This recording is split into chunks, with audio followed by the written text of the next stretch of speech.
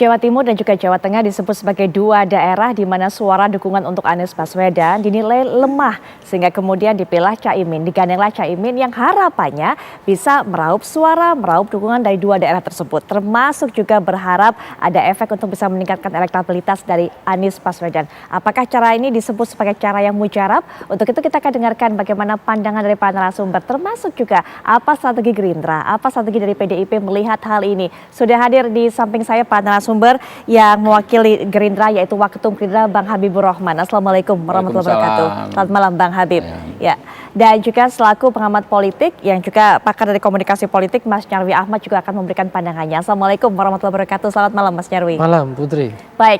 Dan juga kita akan dengarkan bagaimana strategi dari PDIP sudah bergabung secara daring dengan Mas Arya Bima. Ini juga merupakan politisi senior dari PDIP. Selamat malam Mas Arya Bima. Mas Arya Bima. Selamat malam. Ya, Mas Arya Bima. Baik. Selamat malam. Dan juga kita akan memperkenalkan narasumber berikutnya, yaitu Wasekjen PKB, Mas Syaiful Huda. Assalamualaikum warahmatullahi wabarakatuh. Selamat malam, Mas Syaiful Huda. Malam, Mbak.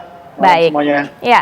Nah, langsung saja Mas Nyarwi, bagaimana pandangannya melihat ini? Caimin digandeng, akankah kemudian memberikan efek yang luar biasa, terutama itu kalau ngincarnya daerah Jawa Timur, kalau ngincarnya daerah Jawa Tengah? Ya, kalau dari kita ngelihatnya kan dari data objektif ya Put ya. Kalau dari data-data survei yang ada, misalnya ada lembaga kredibel, kita tahu di bursa cawapres secara nasional ya, Caimin itu masih rendah. Kan kita banyak simak ya. Tapi kan itu nasional. Kalau kemudian kita lihat provinsi ya, dugaan saya belum lihat data-datanya, pasti ada banyak lembaga yang buat yang kredibel juga untuk Jawa Timur maupun Jawa Tengah. Dugaan saya angkanya lebih besar, bisa jadi mungkin bisa jadi 12, 13 atau bahkan 15% ya. Artinya ada potensinya juga. Tetapi sebenarnya saya lihat ini yang ditarget ya oleh koalisi ini itu bukan sekedar angka-angka itu saja, tapi basis pemilih Nahdien ya, yang itu di Provinsi Jawa Timur saya lihat itu kan besar sekali gitu ya, dan juga Jawa Tengah juga. Nah mungkin dugaan saya paling enggak, ya paling tidak itu dugaan saya Nasdem menginginkan supaya suara Anies itu enggak tertinggalnya terlalu jauh dibandingkan capres-capres yang ada ya, terutama Pak Prabowo dan juga Mas Ganjar di situ. Nah sehingga ini kan memang manuver-manuver ya, untuk menominasikan jadi pasangan capres-cawapres. Tapi overall ini relatif ada kemajuan. Dalam arti kita lihat selama ini kan baru bursa capres yang berkembang atau muncul ke permukaan. Nah sekarang paling enggak sudah muncul pasangan capres-cawapres kan gitu. Nah walaupun ada drama-drama ya, dari beberapa partai ini kok koalisinya beloknya sainnya ke kanan, beloknya ke kiri katanya gitu. Ya kan sainnya yang diduga beloknya lurus ke kanan malah ke kiri atau ke kiri ke kanan, kira-kira gitu. Jadi ada perubahan komposisi ya di blok koalisi itu, tak lihat ada kecenderungan. Dan semalam kan kita dengar misalnya Demokrat mencabut gitu ya, di dukungan di koalisi itu. Terus juga pengumuman resmi ya dari partainya Mas Habib juga kan soal kondisi posisi PKB. Nah itu saya kira dinamika di blok blok dalam koalisi itu maupun antar koalisi itu akan terus-menerus terjadi. Tapi selama itu belum resmi ya, belum resmi. Saya kira walaupun sudah dideklarasikan seperti ini ya belum mesti 100% akan lurus-lurus saja sampai kemudian nama ini di KPU. Tapi kalau saya lihat semangatnya ya deklarasi sore tadi gitu. Ini saya lihat komitmen PKB ini ya untuk mendukung berpasangan dengan Nasdem ini tampaknya sangat serius gitu ya. Artinya ini bukan manuver-manuver saja gitu, tapi ini saya lihat ini sudah sebagai sebuah keberanian gitu ya untuk mengambil langkah politik dengan berbagai konsekuensi dan risiko tentunya, untuk kemudian melanggeng maju langsung maju ke berlayar ke dalam Pilpres itu sendiri gitu. Baik, Mas Syaiful Huda, ini bukan sekedar manuver-manuver dari PKB kata Mas Nyarwi, ini merupakan sebuah keberanian untuk bisa berkomitmen. Mas Syaiful Huda, silakan. Ya sebenarnya bukan manuver, ini keputusan politik. Jadi jauh sekali dari makna manuver saya kira. Ini keputusan politik yang kami ambil setelah mempertimbangkan berbagai hal. Kita apresiasi Mas Habibur Rahman. Sampai ketemu. Yap. Ada jalur yang lain nanti Iya, Eh, betul. jadi, tapi prinsipnya kenapa dinamika ini semacam ini? Karena memang saya kira harus dimulai dari sebuah asumsi.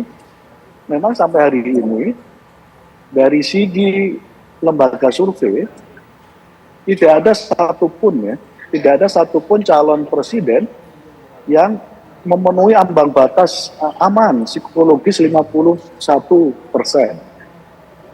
Ya, kalau kita lihat semua lembaga survei hasilnya elektabilitas capres kita masih di bawah 40%.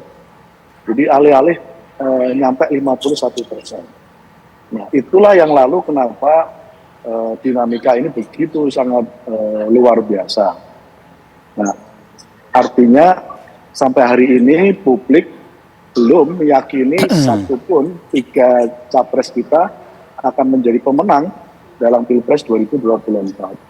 Nah, dalam situasi yang begini, ada 2 hal yang pasti akan menjadi pertimbangan semua blok poros ya.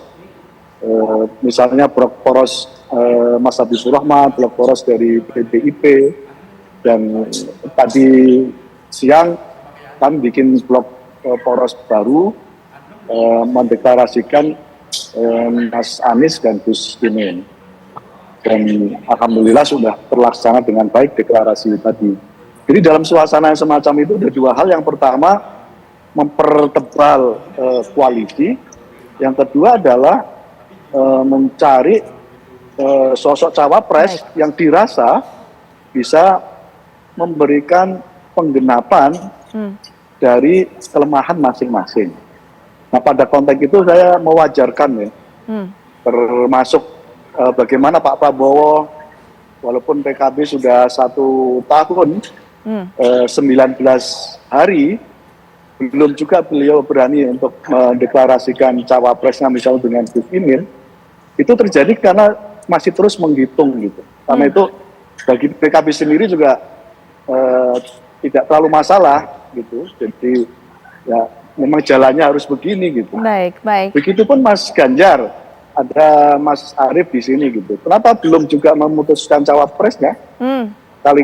Lagi-lagi karena mempertimbangkan aspek betapa pentingnya mencari sosok yang tepat untuk mendampingi Mas Ganjar. Dan kami sudah menghitung insya Allah pasangan Anies Gus Imin akan bisa berkontribusi maksimal bagi pemenangan di Pilpres 2024. Baik Mas Saiful Huda. Nanti setelah jeda juga Bang Habibur Rahman bisa dijelaskan gara-gara nggak kunjung-kunjung mengumumkan siapa pendamping Pak Prabowo, akhirnya ditinggal oleh salah satu partai yang tadinya ada di koalisi. Termasuk juga kalau PKB ada di koalisi mendukung Pak Prabowo, suara NU kan harapannya adalah mendukung Prabowo. Tapi setelah ditinggal bagaimana kemudian strategi dari Gerindra sendiri? Nanti kita akan bahas tentunya setelah jeda, kami sudah kembali saat lagi.